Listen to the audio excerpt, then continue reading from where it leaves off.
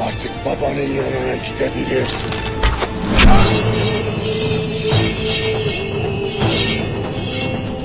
अस्सलामुअलैकुम नाजरीन इस सीन में देखेंगे कि शाहरोज़ फ्लावियोस की गर्दन पर चाकू रखकर उसे बताता है कि तुम्हारे बाप का कातिल भी मैं हूँ और मैं तुम्हें भी अब उसके पास पहुँचाने वाला हूँ। इतने में उरहान सरदार अपने सिपाहियों के साथ आ जाते हैं और शाहरोज़ को कहते हैं कि बेवकूफ़ कुत्ते, आज तुझे ख़त्म करने आ गया हूँ, और एक तीर शाहरोज़ के ऊपर लगाता है जो शाहरोज़ को जा लगता है। और दर हकीकत ये सच्चाई का मुकाम है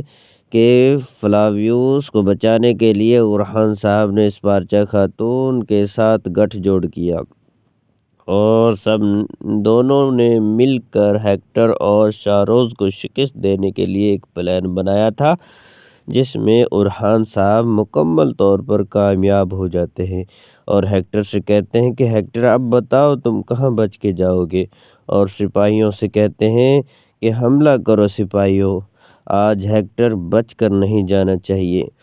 क्योंकि हेक्टर बहुत ही ज़ालिम इंसान है और शाहरोज़ भी बहुत ज़ालिम है। उसने फ्लावियस के बाप को कत्ल करके इल्ज़ाम उरहान साहब और उस्मान गाज़ी पर लगा दिया था, जिसकी वजह से फ्लावियस उरहान गाज़ी को अपने बाप का कातिल समझते हुए दुश्मन समझता था और बदला लेना चाहता था। असल में दर हकीकत शाहरोज़ ही फ्लावियस के बाप का कातिल था। और इस सीन में हम देखेंगे कि उरहान और हेक्टर की बहुत ही जम के लड़ाई होती है और ये दोनों आपस में लड़ रहे होते हैं कि दूसरी तरफ शाहरोज़ को तीर लगा हुआ होता है और फ्लावियस शाहरोज़ के पास चाकू लेकर पहुंच जाता है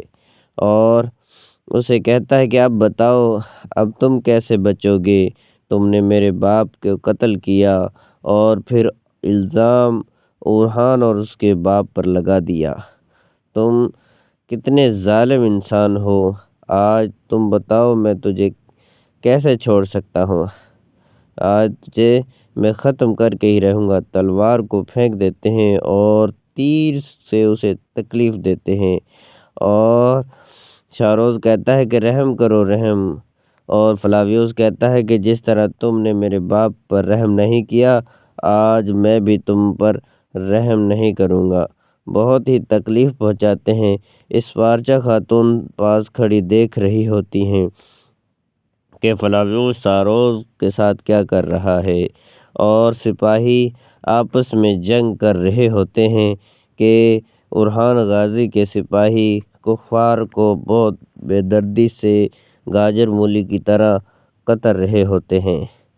और वो किसी से नहीं डरते और वो अपना ध्यान सिर्फ़ और सिर्फ़ जंग पर रखते हैं कि कोई काफ़र बच कर ना जाने पाए। दूसरी तरफ फिर हम देखेंगे कि फ्लावियस और हेक्टर की अभी जंग जारी है, कोई भी इनमें शिकस्त याफ्ता नहीं हुआ।